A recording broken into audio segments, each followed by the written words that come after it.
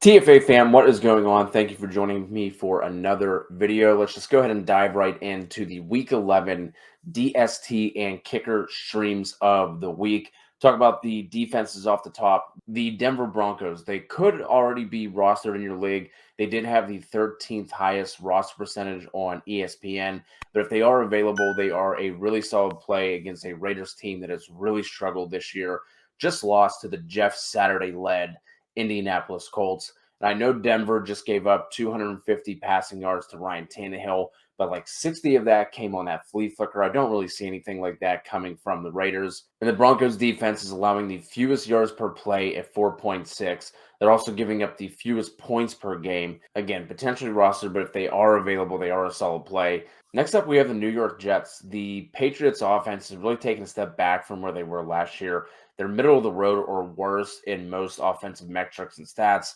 They've also given up the fourth most turnovers. The Jets, on the other hand, have been really solid defensively all year. They're actually sixth right now in total defensive DVOA. They're top 10 in both rushing and passing. They have the eighth highest sack percentage, the eighth most takeaways. They have allowed the 10th fewest points per game. They're third in pressure rate, and they have allowed the fourth fewest yards per play. They could potentially be still rostered even with coming off the bye week. I know we saw some comments in our YouTube comments in the Discord about wanting to keep the Jets through the break. So if both of those are rostered, the Washington Commanders are your low roster defense stream of the week. The only thing that's been going for the Texans offensively has been Dameon Pierce in the run game. The Commanders have been pretty stout against the run all year. They're actually second in rush DVOA. They're tied for the ninth fewest yards per carry allowed. But outside of that, they're also sixth in pressure rate, and Davis Mills has the seventh most dropbacks under pressure. The Washington defense allows the seventh lowest third down conversion rate, while the Texans offense converts third downs at the third lowest rate in the league. Three kicker options available to stream in Week 11. Kick it off with the Cowboys kicker, Brett Maher. He's kicker 9 on the year in points per game, and the Cowboys get a matchup against the Vikings. Has a 48-point total right now. That is the third highest in Week 11. Next up, the Chargers kicker, whoever it ends up being. Dustin Hopkins could be nearing a return. If it's not him, it's going to be Dicker the kicker.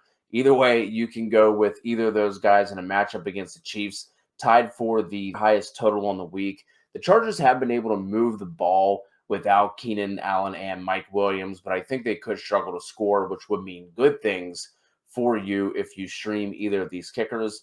And last but not least, the Lions kicker, Michael Badgley. Lions are going up against the New York Giants in Week 11, and the Giants have actually given up the ninth fewest points per game. I think that has way more to do with who they have played versus actually being a good defense. But regardless of that, the Giants have allowed the second most field goals made on the year, and that Detroit offense is still good, averaging the ninth most points per game.